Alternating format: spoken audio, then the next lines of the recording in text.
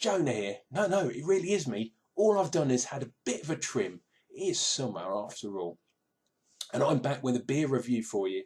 And this one I found is a sneaky beer I found at Marks and Spencer's. And my God, their ranges at the moment is blowing everyone else out of the water supermarket wise. I know they're a bit more expensive, but they're doing some fantastic beers. They've got their own two ranges.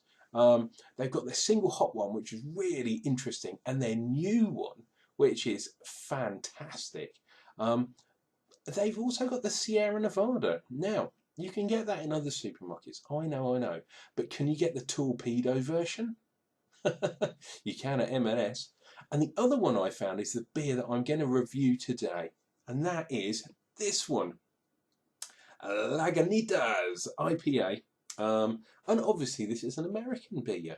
How do I know? Well, it's in a 355 bottle for a start. And it says so on the label. Made in America. This one's 6.2% on the ABV. Let's have a look at the bottle. I quite like that. And if we turn it around to the side, another thing about the American bottles is you have the writing, and you have to tip the bottle up to read stuff on both sides. I wouldn't advise you doing that while you're drinking it, or you'll spill it all over yourself. But I'm going to utilise something called a glass. So for all my American viewers, I'm going to put my beer in a glass, damn it. Now, I like the branding of this. Nice and big and simple. No little neck chief, but that's no problem. Have a look there. Obviously, the camera is not going to focus on it that well, but the branding on the cap is absolutely fantastic. Now, I had to check the cap very carefully, because otherwise, I might have cut my hand up. And believe me, I've done that in the past. This is definitely a proper cap. It's not one of those twist-off bastard ones that you can open, and I've seen on YouTube, even women opening them with their cleavage and weird stuff like that. I'm not going to worry about such tomfoolery because I have a fantastic Venus-style bottle opener. Boom. Let's get into this bad boy. Oh, nice reassuring hiss. Tiny bit of smoke. Oh, fantastic. Fantastic aroma. Now, I'm sure people will tell me what the hops are. I usually get them wrong, but I'll give it a go. I believe there is definitely some hops in this bad boy. Get a pininess, so that would imply a bit of citra, but also I'm getting that centennial kind of aroma. Oh, this is going to be bad.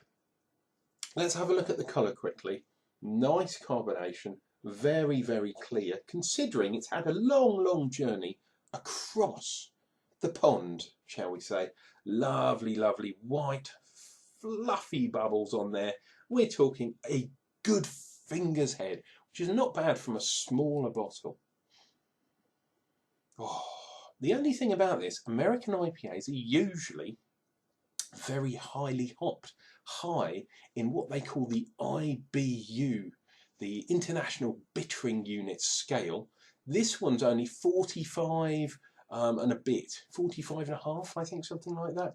That's not that bitter, because I've had beers that are over 100, and believe me, your mouth kind of go because they're so damn bitter. Let's get into this one and see what we've got.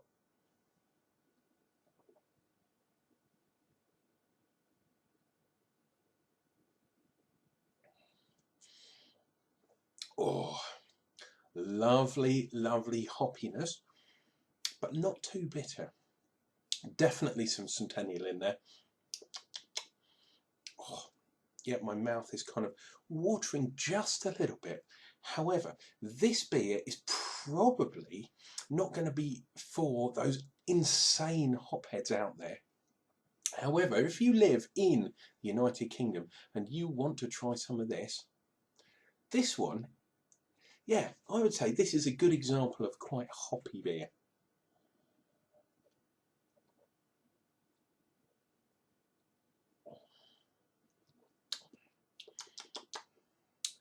Nice pale ale. Tiny bit of residual sweetness, but you're also getting that that kind of bubblegum, what I call the bubblegum kind of flavour, which usually comes, for me, with Centennial hops. So it's getting that sweetness, but I'm also getting a lovely, lovely amount of hoppiness in there. Wow, that is, for me, that's a good belch. Tasting on the belch is a good beerman's trick, and you are getting that hoppiness.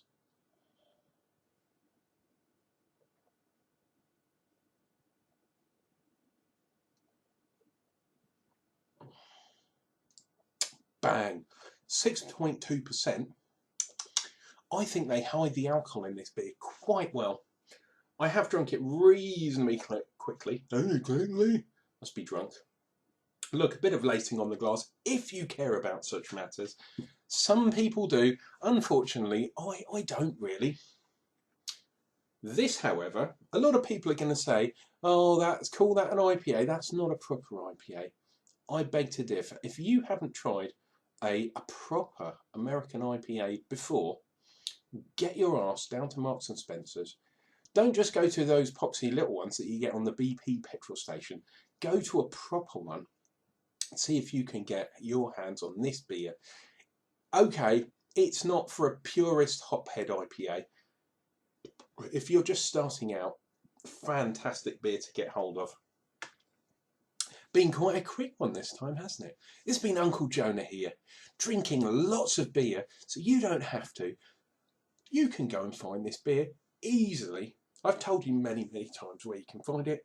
Please try it, because I think it's quite a good example of the style without being far too over the top.